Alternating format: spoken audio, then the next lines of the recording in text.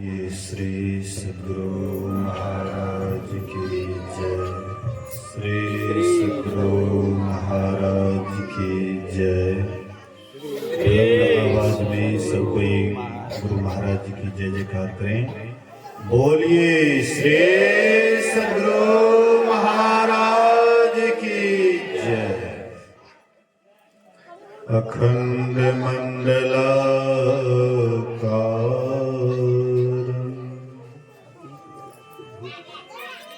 व्याप्तं येन चराचरम्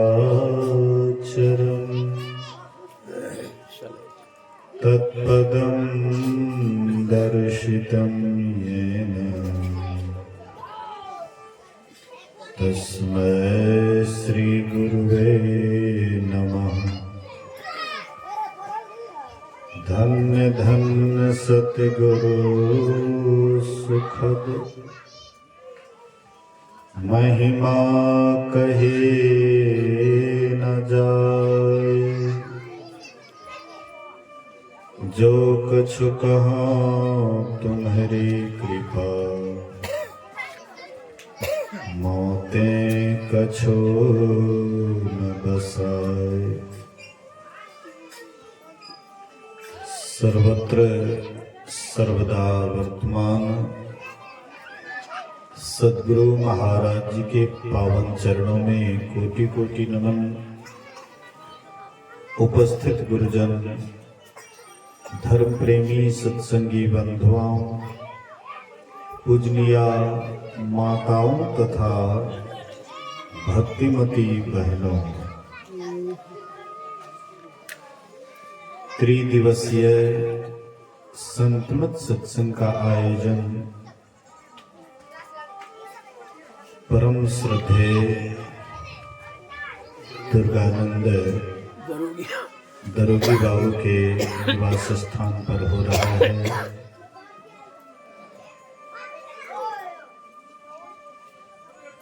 हम आप बहुत देर से पूर्ववक्ताओं से कर्म के संबंध में श्रवण कर रहे थे। श्री रामचरितमानस में आया है, कर्म प्रधान विश्व रचि राखा, जो जस करई सो तस फल चाखा।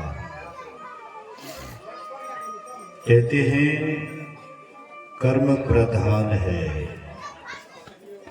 संसार में जो जैसा कर्म करता है वह वैसा ही फल पाता है। अच्छा कर्म करने वाले की अच्छी गति होती है, बुरे कर्म करने वाले की बुरी गति होती है। हटा दिए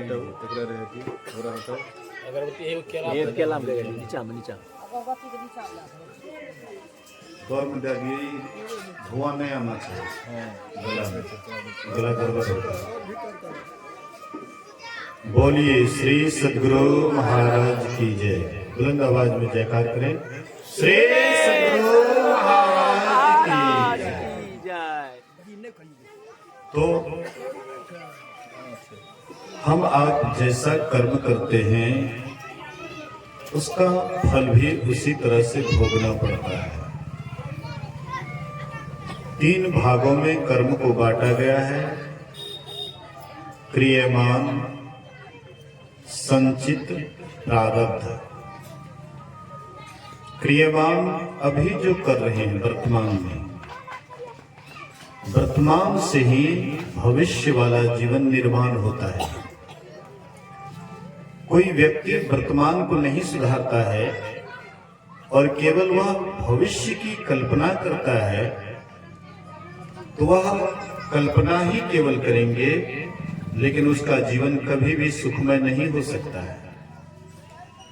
आप सुखमय जीवन पसंद करते हैं, आप शांतिमय सुख को पाना चाहते हैं, लेकिन कर्म आप उल्टा पुल्टा कर रहे हैं। क्या आपके जीवन में कभी भी सुख शांति मिल सकती है? वर्तमान जिसका सुधरा उसका भविष्य जीवन सुधर गया, और जिसका वर्तमान गड़बड़ हुआ उसका भविष्य जीवन भी गड़बड़ हुआ। इसलिए हर हमेशा वर्तमान पर ध्यान दीजिए। भूत भविष्य के तरफ अगर जाइएगा तो वर्तमान आपका कभी नहीं सुधरेगा। वर्तमान में जीना सीखिए, वर्तमान में रहिए, और वर्तमान में हम क्या कर रहे हैं ये हर हमेशा अपने आप को देखते रहिए कि मन क्या करता है। 3 तरह से कर्म करते हैं।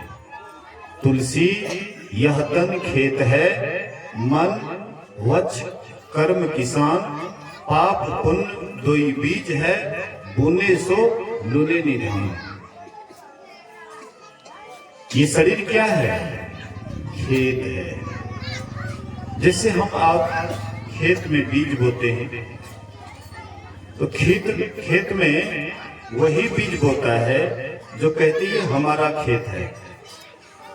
जिसका रजिस्ट्री किया हुआ खेत है वही बीज बोता है और फसल भी वही काटता है।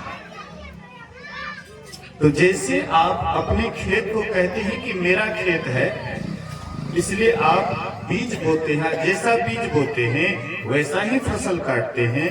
वैसे ही आप इस शरीर को हम आप कहते हैं ये मेरा शरीर है। तो जो कहने वाला है कि मेरा शरीर है, तो उसमें जो बीज बोएगा उसका फसल कौन काटेगा? जो कहता है मेरा है। बहुत आदमी कहते हैं अरे भाई, बाप बुरा कर्म किया और बेटा उसका फल भोग रहा है।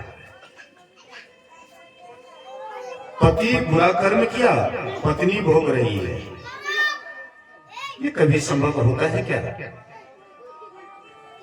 जो कहेंगे कि ये मेरा खेत है तो वही ना फसल काटेगा, दूसरा आदमी कैसे काट लेगा? जो कहेगा ये मेरा शरीर है, शरीर में जो कर्म करेगा उसी को ना उसका फल भोगना पड़ेगा, और दूसरा कैसे भोग लेंगे? सुने सुनाई बात पर विश्वास मत कीजिए, स्वयं देखिए कि हम जो कर्म कर रहे हैं उसका नतीजा हमें भोगना पड़ रहा है या नहीं। बहुत आदमी सोचते हैं कि बाद में देखा जाएगा। हम अभी उलट पुलट भी कर्म करते हैं, बुरा कर्म भी करते हैं, लेकिन बाद में नहीं देखा जाएगा। अभी तो मौका मिला है बुरा कर्म करने का। मैं आपसे पूछता हूं, आग में लात दीजिएगा अभी या पकिएगा 6 महीना के बाद? आग में लात दीजिएगा अभी या पकिएगा 6 महीने के बाद? जैसे ही आपके अंदर में अशुभ विचार आता है तभी से मन आपका अशांत हो जाता है। अपने मन को परखिएगा। अगर आपके अंदर में अच्छी भावना होती है तो तभी से ही आपको सुख आरंभ हो जाता है। मरने के बाद सुख कौन देखता है? स्वर्ग नरक को कौन देखता है? लेकिन जितने जी आप अनुभव कीजिएगा अच्छे कर्म का अच्छा नतीजा और बुरे कर्म का बुरा नतीजा जीते जी महसूस कर सकते हैं। अपने आप में आप देख सकते हैं। ये मनुष्य शरीर क्या है? ऐना है, दर्पण है, दर्पण। दर्पण में खूब बढ़िया से झांकिएगा, सब कुछ झलकेगा, सब कुछ दिखाई पड़ता है, लेकिन आप उसको अनदेखा कर दीजिए। ये आपकी नादानी है, ये आपकी मूर्खता है। इसीलिए आपका शरीर है, आप जैसा भी कर्म कर रहे हैं आपको ही इसका नतीजा भोगना पड़ेगा, दूसरा कोई नहीं भोगेगा। तुलसी यह तन खेत है। ये शरीर क्या है? खेत है, रजिस्ट्री किया हुआ। एक बार जानते हैं, बोलिए श्री सदगुरु। भगवान बुद्ध के समय में एक चक्षुपाल नाम के स्थविर थे। चक्षुपाल नाम के स्थविर थे, आंख से अंधे थे। वे जब चलते थे रास्ते से तो बहुत चींटी उनके पैर में दब जाता था, उनसे उनकी मृत्यु हो जाती थी। तो किसी ने भगवान बुद्ध से कहा कि भंते, ये चक्षुपाल स्थविर आंख से अंधे हैं, अब वे जब चलते हैं उनके पैर के नीचे बहुत चींटी मर जाते हैं, इसका फल उसको भोगना नहीं पड़ेगा? बोलिए श्री सदगुरु महाराज। प्रश्न करते हैं कि इसका फल उसको भोगना नहीं पड़ेगा? बोले कि नहीं, क्योंकि वह इस शरीर को अपना खेत नहीं मानते कि मेरा खेत है, वो ऐसा नहीं मानते, क्योंकि वे अरहत प्राप्त कर लिए, अर्थात मोक्ष पा लिए। ये शरीर रूपी खेत से ऊपर उठ गए। 5 शरीर गुरु महाराज कहते हैं ना, स्थूल, सूक्ष्म, कारण, महाकारण, कैवल्य। कहते ये 5 शरीर को से ऊपर उठ गए हैं, आत्म स्वरूप को पा लिए। तो भगवान से प्रश्न करते हैं कि जब इतने बड़े ये ध्यानी हैं, इतना पहुंचे हुए महापुरुष हैं, तो फिर आंख से अंधे क्यों हो गए? बिना पुण्य किए हुए तो इतने महानता को प्राप्त नहीं कर सकते हैं कोई? ध्यान साधना में भी कोई आगे बढ़ते हैं, ऐसा मत सोचिए कि ऐसे बढ़ जाता है। बहुत पुण्य की पूंजी होती है, तब ध्यान साधना में भी आगे बढ़ते हैं। बहुत पुण्य की पूंजी होती है जिनके पास, वे जब साधना करते हैं, ध्यान करते हैं, वही ऊपर उठते हैं। तो कहते हैं बिना पुण्य किए हुए ये कैसे ध्यान में इतना ऊपर चढ़ गए, अरहत को पा लिए? लेकिन ऐसे महापुरुष भी आंख से अंधे हो गए, ऐसा क्यों? कहते देखो, ये पूर्व जन्म में वैद्य था, वैद्य। बोलिए श्री सद्गुरु। एक छोटा वैद्य हमारे बगल में भी है, छोटा वैद्य, लेकिन ये बहुत बड़े वैद्य थे। पूर्व जन्म में बहुत बड़े वैद्य थे, और ये किसी स्त्री के ऊपर मोहित होकर के बुरी भावना से उनको आंख से अंधे कर दिए। कोई जहरीला दवाई दे दिए, आंख से अंधी हो गई। वही कर्म का फल इसका पीछा करते करते करते करते इस जन्म में वह फल प्रकट हुआ है। सोचिए, थोड़ा सा विचार कीजिए। भगवान बुद्ध का वचन है, मतलब अब फिर भी वे चल रहे हैं, और उनके पैर से जो हिंसा होती है उसका उसको नतीजा भोगना नहीं पड़ेगा, क्योंकि वह ऊपर उठ गया। गुरु महाराज जी कहते हैं, यही मानुष देह समैया में अकरु परमेश्वर में प्यार। कर्म धर्म को जला खाक कर देंगे तुमको तार। कर्म तो कर्म, और धर्म क्या होता है? कर्म धर्म दोनों को, यहां पर कर्म धर्म से मतलब है पाप और पुण्य, दोनों को जला खाक कर देंगे तुमको तार। हम आपके मन में होता है कि पुण्य कर्म करते हैं, इसका नतीजा हमको सुख मिलेगा, स्वर्ग मिलेगा। अब पाप कर्म करते हैं तो उसका नतीजा दुख मिलेगा, नरक मिलेगा। तो हम स्वर्ग तो चाहते हैं, लेकिन नरक कोई चाहते हैं। हम सुख तो पसंद करते हैं, लेकिन दुख कोई पसंद करते हैं। लेकिन क्या आपके पसंद ना करने या करने से दुख आपका पीछा छोड़ देगा? नहीं छोड़ेगा। आपको भोगना ही पड़ेगा दुख का नतीजा। आपने जैसा कर्म किया है, शुभ या अशुभ, आपको उसके अनुसार आपको कर्म का फल भोगना पड़ेगा।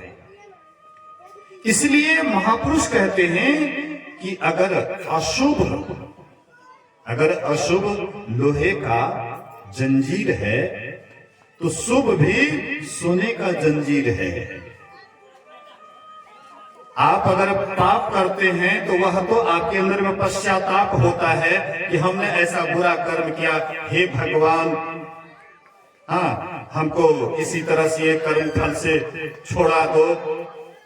लेकिन कितनों हाथ जोड़िएगा तो कोई भगवान आपको कर्म फल से छुड़ा नहीं सकता है, वो तो भोगना ही पड़ेगा। लेकिन जब शुभ कर्म करते हैं तो पश्चाताप नहीं करते हैं, खूब सीना तान करके चलते हैं कि हम कोई साधारण हैं, हम इतना दान किए, हम इतना पुण्य किए, हम ये मंदिर बनाए, हम ऐसा किए हैं, हम वैसा किए हैं। ये भी अहंकार आपको साधना में आगे नहीं बढ़ने देगा। इसलिए दोनों से आपको ऊपर उठना पड़ेगा। कर्म और धर्म को जला खाक कर देंगे तुमको तार। दोनों से ऊपर उठिएगा तब आप परमात्मा को पा सकते हैं। लेकिन दोनों में से कोई भी रहेगा तो दोनों बंधन है। मैं आपको ये नहीं कहता हूं कि आप पुण्य कर्म करें ही नहीं, पुण्य कर्म करें ही नहीं तो करें कौन? पाप कर्म करें?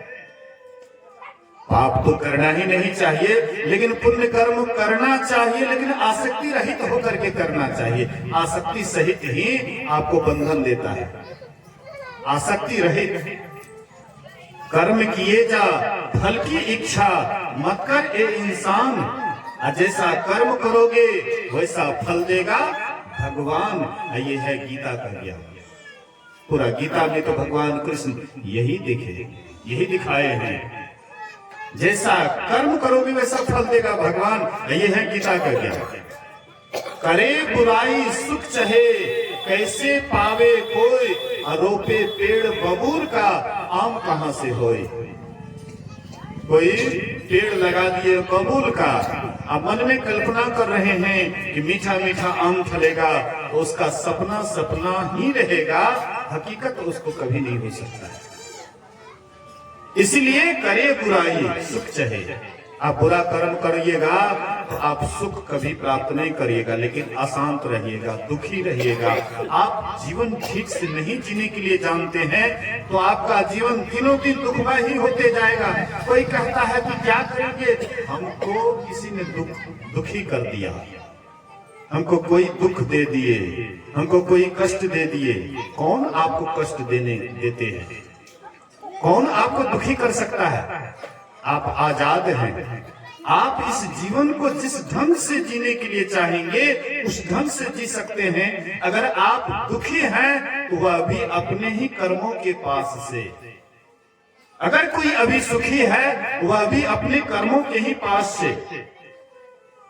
आप चाहें तो आनंद होकर के जी सकते हैं और आप चाहें तो दिन रात दुखी जीवन जी सकते हैं। आपके जीवन की जीने की एक कैसी कला है वो आपके जीवन पर निर्भर करता है, जीने पर निर्भर करता है। यही संसार में राम भी आए लेकिन बड़े आनंद से राम गए। इसी संसार में कृष्ण भी आए, वो भी बड़ा आनंद से गए। इसी संसार में कबीर, नानक, पलटू, दादू आदि संत आए और वे बड़े आनंदित होकर के गए। और हम हैं कि दिन रात माथा पच्ची करते हैं, दिन रात दुखी रहते हैं, परेशान होते हैं। क्यों? इसलिए कि हम जीवन जीने के लिए नहीं जानते हैं, केवल जीते जाते हैं किसी तरह से जीवन को जी रहे हैं। मतलब कोई भार ढो रहे हैं, माथा पर बहुत भार लगा हुआ है, उसको आप ढो रहे हैं, दिन रात परेशान हैं, दुखी हैं, रो रहे हैं। क्यों ऐसा? महापुरुष कहते हैं ठीक से समझो, कर्म के सिद्धांत को समझो। जो कर्म करने की कुशलता को जान गए हैं वे बड़े आनंद से जीवन जीते हैं। कर्म कौशलम, कर्म को कुशलता पूर्वक करना चाहिए। कर्म की कुशलता क्या है? जब हम कर्म करते हैं, कर्म की कुशलता है कि अपने अंदर में अपना निशाना रखते हुए अगर हम कर्म करते हैं वह कर्म का पाश हमको नहीं बांधता है। अपने अंदर में निशाना रखते हुए आप कोई कर्म कर रहे हैं, लेकिन कर्म का कहीं पर निशाना होना चाहिए कि हम जो कर्म कर रहे हैं। अभी हम लोग सुन रहे थे कौन सी? करते काम करो विधि नाना, सुरत राखो जहां कृपा निधाना। हाथ से काम करते हैं लेकिन मन क्या करता है? मन तो कुछ न कुछ सोचता है। देखिएगा मन को बढ़िया से कि मन अच्छी बात को कम सोचता है और बुरी बात को ज्यादा सोचता है। किसी की प्रशंसा हम नहीं जल्दी करना चाहते हैं, लेकिन बुराई तो बहुत जल्दी शुरू कर देते हैं। किसी की अच्छी बात होने लगे, अरे फला तो एकदम बिल्कुल गया गुजरा है। किसी की निंदा होने लगे तो देख लीजिए वहां पर बढ़ चढ़ करके भाग लेते हैं। हाँ भाई, वो मन कभी भी अच्छाई को ग्रहण नहीं करना चाहता है, लेकिन बुराई को ग्रहण करता है। इसलिए महापुरुष कहते हैं कि कर्म के पास को समझो। कोई भी कर्म करो, लेकिन अगर तुम्हारा निशाना अपने अंदर रहेगा तो वह कर्म का पास तुमको बांध नहीं सकता है, धीरे धीरे तुमको निर्बंध की ओर ले जाएंगे। गुरु महाराज जी कहते थे कि कोई भी कर्म करो लेकिन भीतर में ख्याल को कहीं एक जगह लगा करके करो। कौन जगह लगाइएगा? दो नैनों के बीच में अपने ख्याल को हर हमेशा स्थिर रखना चाहिए। ये योगियों का लक्षण है। योगी लोग भी संसार में रहते हैं, सब कर्म करते हैं, लेकिन अपना निशाना अपने अंदर लगा करके रखते हैं। इसलिए एक दिन वे योग में निष्णात हो जाते हैं। सभी कर्म करना चाहिए।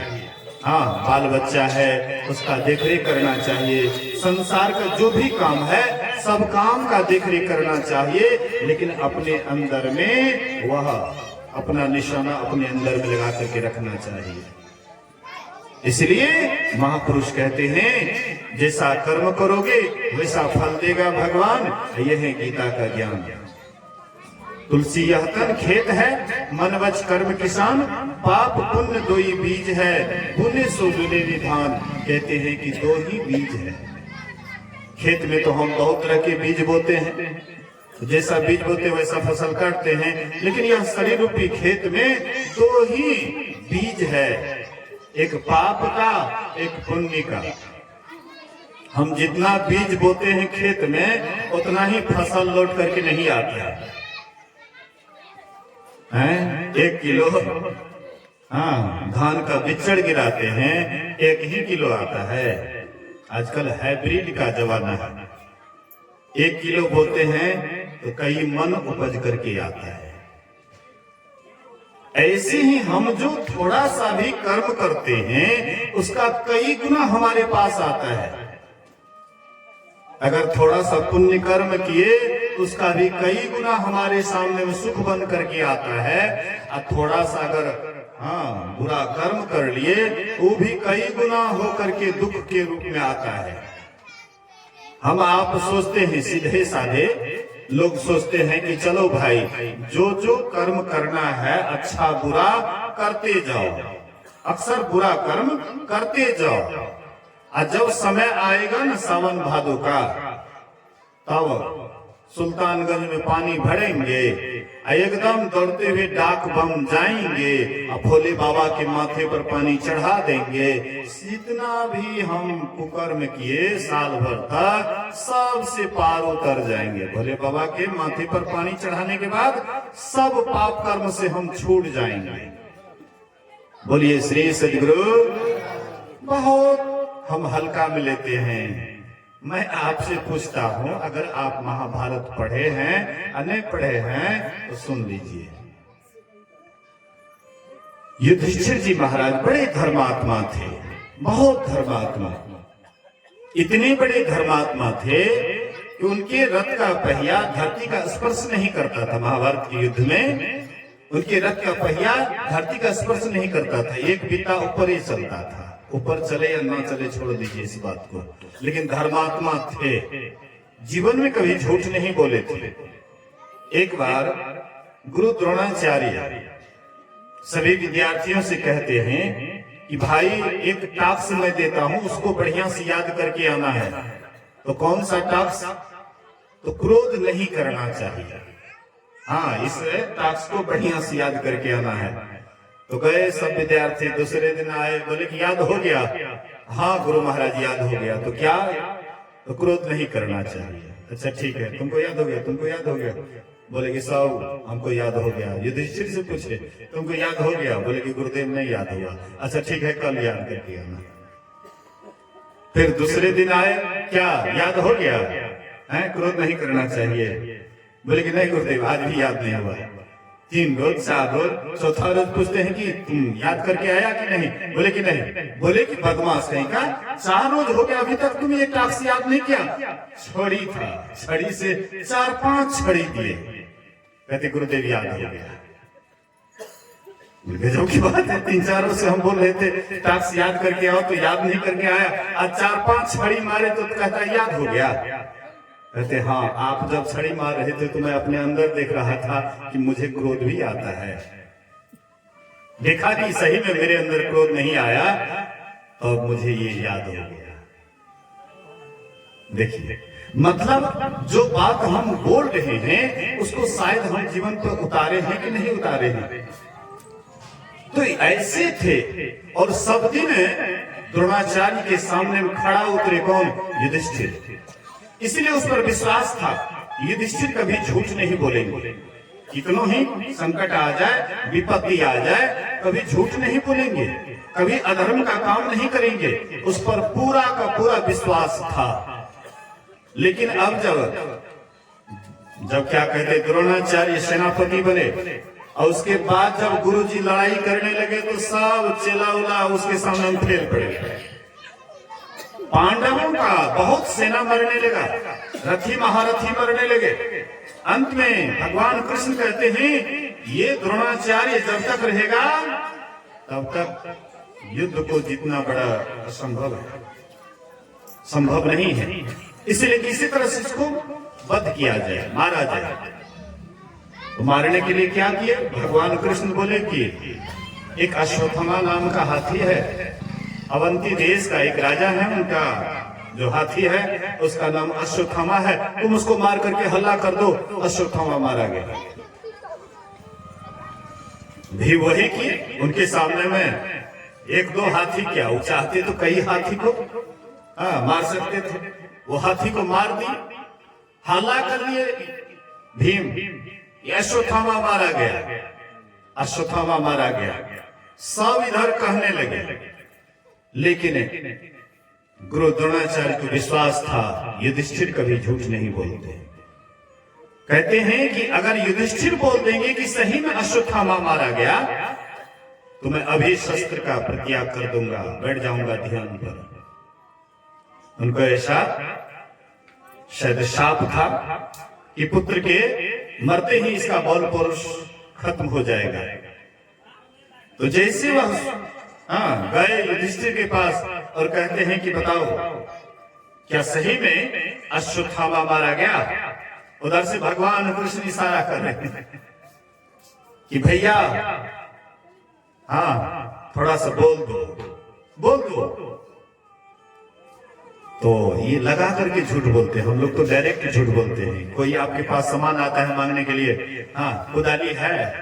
नहीं, कहां से खुदा है? मतलब खिया जाएगा तो झूठ बोल दिए कि नहीं, कहां से? लेकिन वो डायरेक्ट नहीं बोले, इनडायरेक्ट बोले। कहते हैं अश्वत्थामा हतो नरो वा कुंजरो, जैसे वा कुंजरो धीमी गति से बोले, उधर शंखनाद हो गया, ये बात सुन नहीं पाए। अश्वत्थामा नाम का हाथी मरा या नर के समय में आवाज हो गया, तो अश्वत्थामा नाम का नर मारा गया। अश्वत्थामा नरो हतो वा कुंजरो, कुंजरो मतलब हाथी, तो कुंजरों के समय में आवाज हो जाता है, मतलब लगा कि सही में अश्वत्थामा मेरा बेटा मारा गया। शस्त्र को रख देते हैं, बैठे, उधर से बस आए, गला काट उसका। द्रोणाचार्य की मृत्यु हुई। और इसका नतीजा जब स्वर्गारोहण पर, जब स्वर्ग जाने लगे पांचों भाई पांडव, साथ में द्रौपदी भी जा रहे थे, पीछे पीछे द्रौपदी, आगे आगे युधिष्ठिर जी महाराज, उसके पीछे भीम, इस तरह से क्रमबद्ध से जा रहे थे। तो सबसे पहले द्रौपदी गिर जाती है। उस पहाड़ी इलाका में, हिमालय यात्रा में द्रौपदी गिर जाती है। भीम कहते हैं भैया द्रौपदी गिर गई। बोले कि हाँ, हम पांचों भाई पांडव उनके पति थे, लेकिन वो सदा अर्जुन का ही पक्ष लेती थी।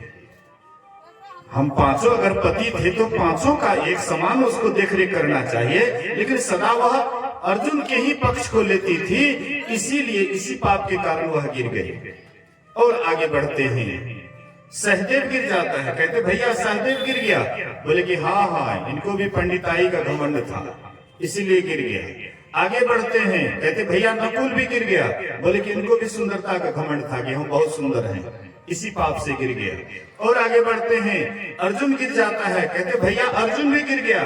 बोले कि हाँ हाँ, उनको भी धनुर्विद्या का बड़ा घमंड था, जितना मनसुबा बांधता था उतना कर नहीं पाता था। जयद्रथ को जिस दिन मारना था उस दिन सभी कौरव सोचे कि आज जयद्रथ को प्रतिज्ञा किया है अर्जुन मारेंगे, इसलिए सब कौरव एक तरफ से जयद्रथ को बचाने में लग गए।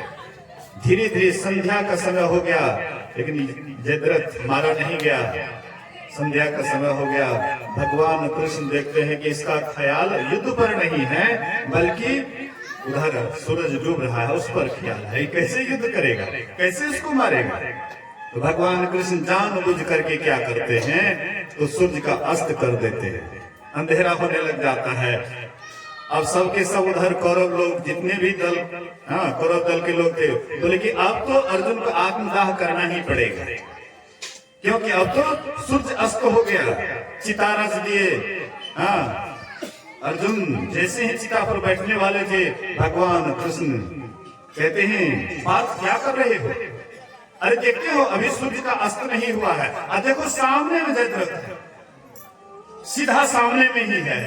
वो भी सोचा कि अब तो शाम हो गया है, अब तो अर्जुन दाह करवे करेंगे, इसलिए सामने में आ गया।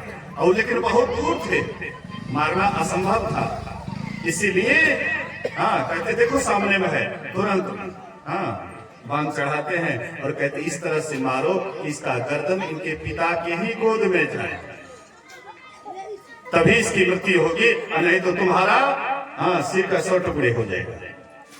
अर्जुन इस तरह से बाण मारते हैं, वह सिर उनके पिता के गोद में जाता है, उनका पिता भी वहीं पर समाप्त हो जाता है, उनकी भी मृत्यु हो जाती है।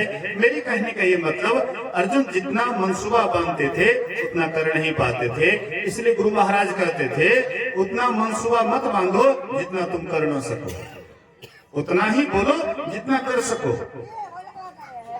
तो कहते इसी पाप के कारण अर्जुन गिरा। फिर थोड़ा आगे बढ़ते हैं, उसके बाद भीम गिरने लग जाता है, कहते भैया मैं भी गिर रहा हूँ। बोले कि हाँ हाँ, तुम भी अपने बल के सामने किसी को कुछ नहीं समझता था, तुमको बल का बड़ा घमंड था, और तुम अपने सामने में किसी को भी कुछ नहीं समझता था।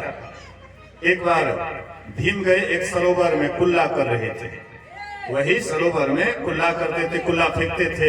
एक उधर से नवयुवक आया और कहते हैं कि ए कौन हो, अरे भाई ये तालाब है, यहाँ से बहुत आदमी पानी पीते हैं, ऐसे में तुम कुल्ला कर रहे हो, हाँ कौन हो। भीम को अपने बल के सामने में कोई भी मतलब कुछ नहीं पूछता था, कोई ध्यान नहीं दिए, बोल रहा है तो बोल रहा है। वो भी नवयुवक को कम नहीं था, वो उसको एक हाथ दिए गर्दन पर और दूसरा हाथ दिए कमर पर, और फुटबॉल की तरह ऐसे उठा लिया, लेकर के चल दिए समुद्र के किनारे। उधर से भगवान कृष्ण आ रहे थे, कहते हैं अरे ये क्या कर रहे हो, ये किसको तुम फेंकने के लिए जा रहे हो। बोले कि बड़ा दुष्ट है, ये तालाब में हाँ कुल्ला कर रहा था, कुल्ला फेंक रहा था। मैंने कहा कि इसमें लोग पानी पीते हैं, इसलिए इसको स्वच्छ रखना चाहिए, थोड़ा पानी लेकर के जाओ, बगल में कुल्ला कर लो। लेकिन ये मेरे बात पर ध्यान नहीं देता था, इसलिए इसको मैं जा रहा हूँ समुद्र में फेंकने के लिए। बोले कि अरे भाई ये तो तुम्हारे दादाजी हैं, ये तुम्हारे दादा हैं, बड़बड़ी थे, अपने दादा को फेंकने ले जा रहे थे। तो भीम को एक बात से उनको बड़ा मतलब मन में हर्ष हुआ कि चलो, मैं सोच रहा था कि हम सबसे बड़े बलवान हैं, लेकिन हमारा पोता तो हमको फुटबॉल की तरह उठा लिया, मतलब हमसे भी अधिक बलशाली मेरा पोता है। गर्व हुआ एक तरह का, मतलब कहने का। कहते भैया मैं भी गिर रहा हूँ। बोले कि तुम भी अपने बल के सामने में किसी को कुछ नहीं समझता था, इसीलिए तुम गिरा। फिर आगे बढ़ते हैं, आगे बढ़ने के बाद एक कुत्ता भी साथ में था, कुत्ता भी युधिष्ठिर के साथ में था। तो उधर से विमान आता है और कहते हैं कि चलिए, हाँ चलिए आपके लिए विमान आया है। बोले कि ये कुत्ता भी मेरे साथ जाएंगे। बोले कि नहीं नहीं, ये कुत्ता के लिए विमान नहीं आया है, ये आपके लिए विमान आया है, आप इस पर बैठिए और चलिए स्वर्ग की यात्रा कीजिए। कहते हैं कि ये कुत्ता मेरा बड़ा वफादार है, मेरा कभी पीछा नहीं छोड़ा। जहां जहां मैं जाता था वहां वहां मेरे साथ में आया। अगर मैं इसको अभी रास्ते में छोड़ दूं तो ये ठीक नहीं होगा, धर्म के विरुद्ध होगा। इसलिए कुत्ता अगर जाएगा इसको भी लेकर के चलिएगा तो ठीक है, और नहीं तो मुझे रथ पर नहीं चढ़ना है, नहीं जाना है, लेकर के जाइए। तुरंत उसी समय में धर्मराज प्रकट हो गए। कुत्ता के ही रूप में धर्मराज जांच रहे थे इनके अंदर में धर्म के प्रति कैसी आस्था है। तुरंत प्रकट हो गए, धर्मराज दर्शन दिए और कहते हैं युधिष्ठिर तुम इस परीक्षा में पास हुआ, चलो। तो ले गए युधिष्ठिर को, लेकिन ले गए किधर से? नरक के रास्ते से, जहां पर बहुत कोलाहल हो रहा था, बहुत दुर्गंध हो रही थी, बहुत चिल्ला रहे थे, चिक्कार काट रहे थे, बहुत आवाज हो रही थी, क्रदन हो रहे थे, रो रहे थे। बोले कि ये लोग ऐसे क्यों रोते हैं, क्यों इतना दुर्गंध, क्यों इतनी आवाज? बोले कि ये नरक है। लेकिन युधिष्ठिर जैसे गए वैसे ही सब शांत हो गया, सब स्थिर हो गया, क्रदन बंद हो गया, चिल्लाहट बंद हो गया।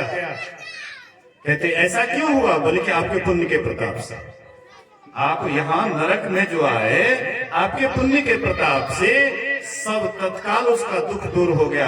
बोले कि अब हमको कहीं नहीं जाना, हमको यहीं रहना है। अगर मेरे कारण बहुतों को सुख मिले तो इसका मतलब मुझे भी यहीं रहना चाहिए।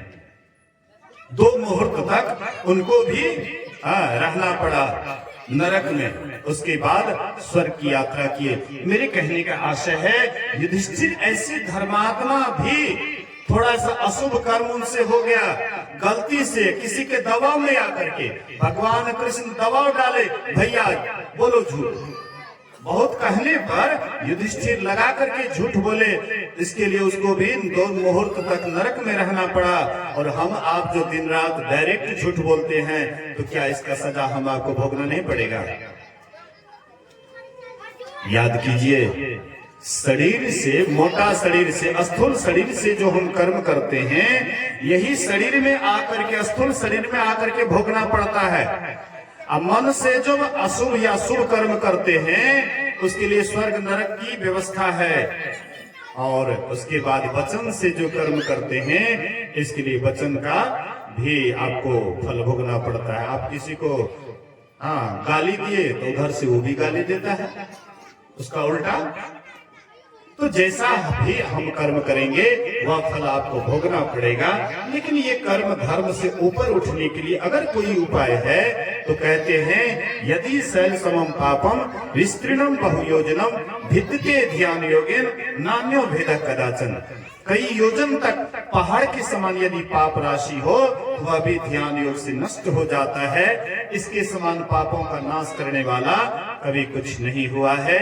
इसलिए सबको ध्यान करना चाहिए, साधना करनी चाहिए। जुक्ति नहीं जानते हैं तो जुक्ति ले लेना चाहिए। अगर करिएगा तो जरूर है कि आपका इहलोक और परलोक दोनों जीवन सुखमय होगा। इसी वचन के साथ एक बार हम लोग सब कोई जय जयकार करें। बोलिए श्री सद्गुरु महाराज।